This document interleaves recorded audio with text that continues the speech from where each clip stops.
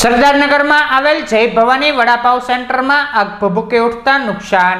સરદારનગર મિલાપ બિલ્ડિંગની બાજુમાં JM ચુડાસમાનું જય Bhavani vada pav centre આવેલ છે, જેના રસોડામાં વહેલી સવારે આગ લાગવાનો બનાવ બન્યો હતો, જેની જાણ ફાયર બ્રિગેડને કરતા ફાયર કર્મીઓએ દોડી આવી આગને બુઝાવી હતી। આગના કારણે દુકાનમાં નુકસાન થયું હોવાનું જાણવા મળ્યું હતું।